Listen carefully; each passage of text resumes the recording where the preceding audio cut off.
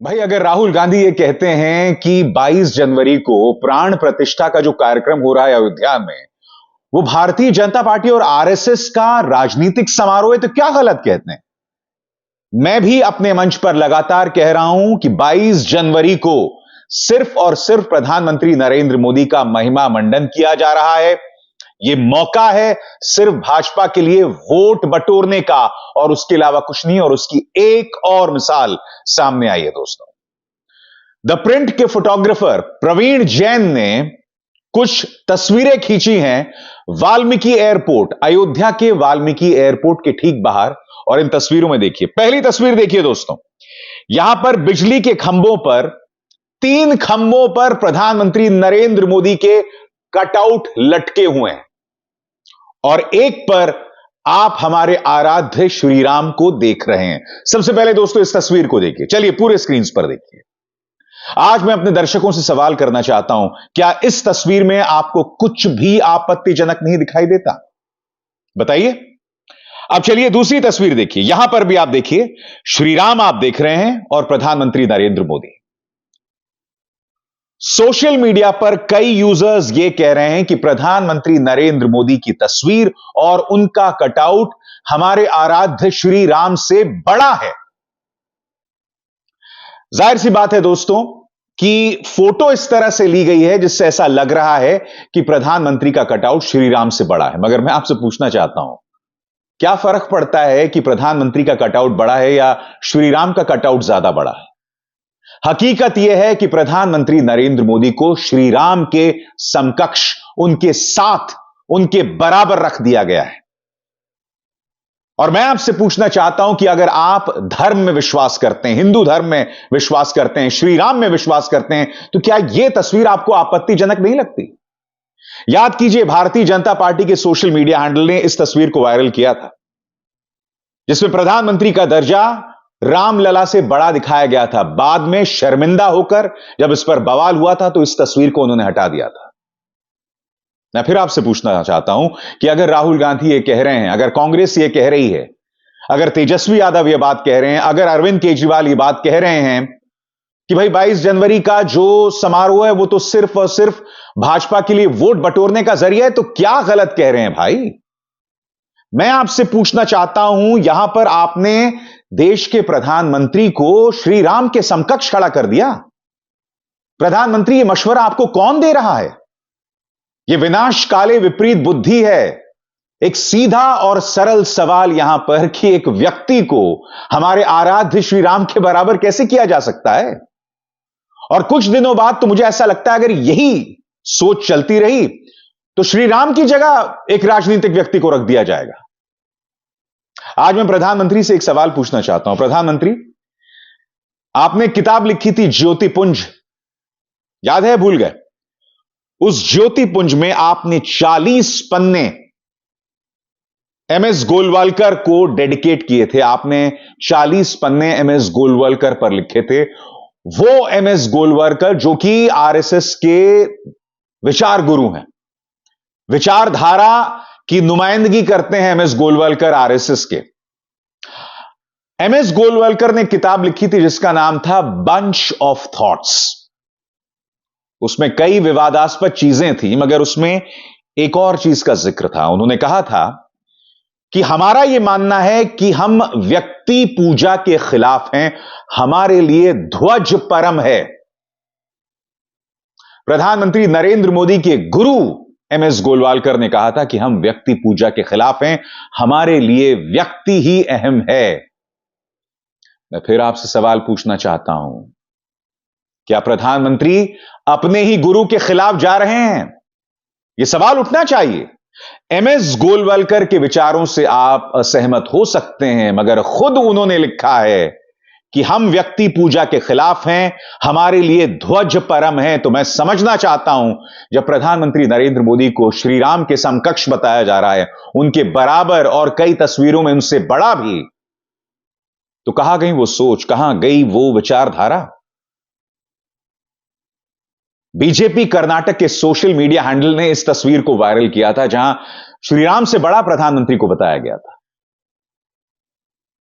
जब राजनीति और धर्म को मिलाया जाता है तो इसका सिर्फ एक परिणाम होता है, कुछ देर बाद राजनीति धर्म पर हावी हो जाती है, और जब राजनीति धर्म पर हावी हो जाती है तब राजधर्म खत्म हो जाता है, जवाबदेही खत्म हो जाती है, क्योंकि देश के प्रधानमंत्री को राजा स्वरूप पेश किया जाता है, देश के प्रधानमंत्री को भगवान स्वरूप, ईश्वर तुल्य पेश किया जाता है, और यह एक लोकतंत्र में सरासर गलत चीज है।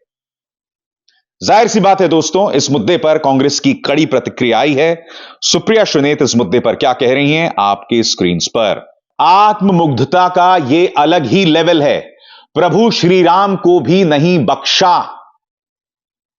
मैं आपको याद दिलाना चाहूंगा कि राहुल गांधी ने क्या कहा था, तब यही गोदी मीडिया उन पर निशाना साध रहा था उनके इस बयान के लिए। अगर राहुल गांधी ये कहते हैं कि हम 22 जनवरी को नहीं जाना चाहते क्योंकि ये बीजेपी और आरएसएस का फंक्शन है, तो क्या गलत कहते हैं? मैं आपसे समझना चाहता हूं कि प्रधानमंत्री ना अपने गुरु की बात सुन रहे हैं, ना शंकराचार्यों की बात। सुनिए राहुल गांधी ने क्या कहा था आपकी स्क्रीन पर।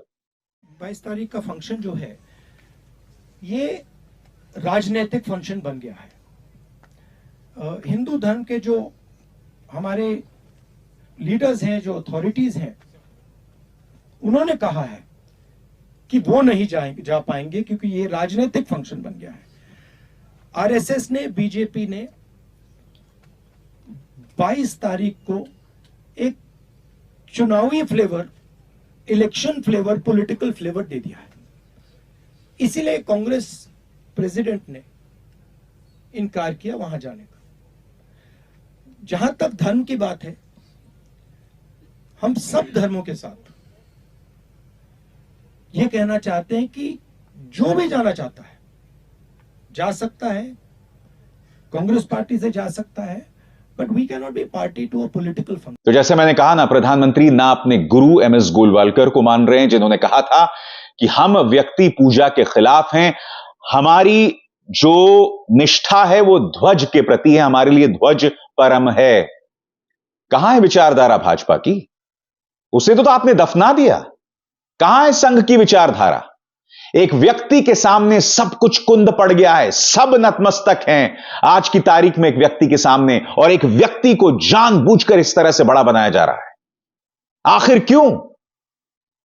मैं समझना चाहता हूं, जब शंकराचार्य यह कहते हैं कि अधूरे मंदिर की प्राण प्रतिष्ठा नहीं हो सकती, तब शंकराचार्यों के खिलाफ प्रोपेगेंडा चलाया जाता है, टूल किट चलाया जाता है कि नहीं साहब, सोमनाथ मंदिर में भी 15 सालों बाद पूर्ण निर्माण हुआ था, प्राण प्रतिष्ठा पहले हो गई थी। दोनों में जमीन आसमान का फर्क है। एक मंदिर बन रहा है, श्री राम का मंदिर बन रहा है, सोमनाथ मंदिर का वजूद बहुत पहले से था, उसमें की गई प्राण प्रतिष्ठा की तुलना श्री राम के मंदिर से नहीं की जा सकती, मगर इस तरह की बातें की जा रही हैं। मैं ये समझना चाहता हूं कि इस आत्ममुग्धता की आखिर वजह क्या है। दोस्तों, 2 दिन से क्या हो रहा है, एक वीडियो वायरल हो रहा है। इंडिया टीवी ने मुख्यमंत्री योगी आदित्यनाथ का इंटरव्यू किया, और उसमें मुख्यमंत्री आदित्यनाथ ये कहते हैं कि भाई मैं तो सिर्फ एक ही वेशभूषा पहनता हूं, मैं अपनी वेशभूषा नहीं बदलते रहता हूं। तो सवाल यह कि मुख्यमंत्री आदित्यनाथ किसे ताना दे रहे थे कि एक व्यक्ति दिन में 2-2, 3-3 बार जो है वेशभूषा बदलता है, यह ताना किसको लेकर था? यह चीज जो है वो हमें समझनी पड़ेगी। सुनिए मुख्यमंत्री आदित्यनाथ ने क्या कहा था। हमें कोई दुविधा नहीं, जो अंदर है जो बाहर है। घर के अंदर जैसा कपड़ा पहनते होंगे वैसे कपड़े पहन के बाहर भी जाते हैं, मंचों पे भी जाते हैं, कहीं जाना हो देश में, दुनिया में, वही बाना पहनेंगे। ऐसा थोड़े है कि जो है अलग अलग जगह अलग अलग बाना पहन करके लोगों को बेवकूफ बनाए। ये कोई रंगमंच नहीं है। अब जाहिर सी बात है दोस्तों, कांग्रेस को मौका मिल गया है मुख्यमंत्री आदित्यनाथ के इस बयान पर सीधे प्रधानमंत्री पर हमला बोलने के लिए। ट्विटर और सोशल मीडिया पर लोग कह रहे हैं कि क्या यह मुख्यमंत्री आदित्यनाथ और प्रधानमंत्री नरेंद्र मोदी के बीच में जो पहले से तनाव चला आ रहा है उसका परिणाम है? क्या कह रही है कांग्रेस, मैं आपको पढ़ के सुनाना चाहता हूं। योगी बाबा साहब पर व्यंग्य बाण क्यों भेद रहे हैं? सीधे सीधे कह दें, उनकी पार्टी ने प्रधानमंत्री नहीं परिधान मंत्री दिया है। और जब ये बात वो लोग अपने ट्विटर हैंडल पर कह रहे हैं तो एक तरफ जैसे कि आप देख सकते हैं मुख्यमंत्री आदित्यनाथ का बयान चल रहा है और दूसरी तरफ प्रधानमंत्री जो अलग अलग वेशभूषाओं में आते हैं, बार बार अपनी वेशभूषा बदलते हैं, उसका जिक्र किया जा रहा है। मैं एक बात स्पष्ट कर दूं दोस्तों, यही बात सुप्रिया श्रीनेत भी कह रही हैं, परिधान मंत्री हैं, कोई रंगमंच के कलाकार थोड़े ही। सुनिए क्या कह दिया योगी जी ने। अब जाहिर सी बात है कि मुख्यमंत्री आदित्यनाथ ने किसी का नाम नहीं लिया और हम यह नहीं कह सकते कि उनका निशाना प्रधानमंत्री पर था या नहीं, मगर यहां एक बड़ा मुद्दा है दोस्तों। वो बड़ा मुद्दा क्या है? वो बड़ा मुद्दा यह है कि आज की तारीख में हर चीज एक व्यक्ति के सामने बौनी होती जा रही है।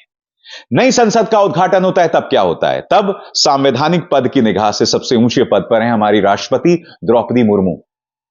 देश की पहली आदिवासी महिला राष्ट्रपति को नहीं बुलाया जाता है। क्यों? ताकि संगोल युग में अमृतकाल में बना ये जो नया संसद है, ये जो नई संसद की बिल्डिंग में, उसमें फोकस सिर्फ प्रधानमंत्री पर रहे। हुआ भी यही। आपको याद है प्रधानमंत्री ने जब प्रवेश किया था तो किस तरह से नारे लगाए जा रहे थे मोदी मोदी के। वही मोदी मोदी के नारे मीडिया भी लगा रहा था। और अब यहां पर आप देख सकते हैं वही बात 22 जनवरी को होने वाली है, वही हो भी रहा है। पूरा फोकस प्रधानमंत्री पर है। वो तो प्रधानमंत्री को यजमान बता देते, मगर वहां बवाल यह हो गया, संतों ने यह कह दिया भाई यजमान वही हो सकता है जिनके साथ उनकी पत्नी हो या उनकी पत्नी उनके साथ बैठे। इसीलिए किसी अनिल शास्त्री को, जिनकी हम शक्ल भी नहीं जानते, उन्हें यजमान बना दिया गया, वरना प्रधानमंत्री कोई बनाया जाता। तो यह सब हो रहा है दोस्तों। जो हमारी धार्मिक मान्यताएं हैं उन्हें कुचला जा रहा है। और मैं जानता हूं कई अंधभक्त जो हैं इस मुद्दे पर भी मुझे ही कहेंगे। इसके लिए बहुत जरूरी हो जाता है कि आप तुरंत अपना चेकअप कराएं, क्योंकि अगर आपकी आस्था ईश्वर के प्रति है, भगवान के प्रति है, तो माफ कीजिएगा, राम के नाम पर भारतीय जनता पार्टी जो भी कर रही है उसका ईश्वर, उसका भगवान से कोई लेना देना नहीं है। ये तस्वीरें उस बात की बानगी हैं, इससे मुंह मत मोड़िए। ये हकीकत है जो बतला रहा है कि श्री राम से भी बड़ा कद प्रधानमंत्री का पेश किया जा रहा है। आप भी इस देश के नागरिक हैं, आपको भी यह अधिकार है अपने शासक से, अपने चुने गए नेता से सवाल करने का। और जब एक व्यक्ति को भगवान से भी बड़ा बताया जाएगा तो स्वाभाविक सी बात है उससे सवाल करने का कोई प्रश्न ही नहीं होता। तो ऐसे में लोकतंत्र कहां बना रहेगा? विपक्ष का मजाक उड़ाना बहुत आसान है। अगर विपक्ष यह कह रही है कि 22 जनवरी को श्री राम की प्राण प्रतिष्ठा नहीं हो रही है, भाजपा के लिए वोट बटोरने का मौका है बस, अगर वो ऐसा कह रहे हैं तो क्यों गलत कह रहे हैं?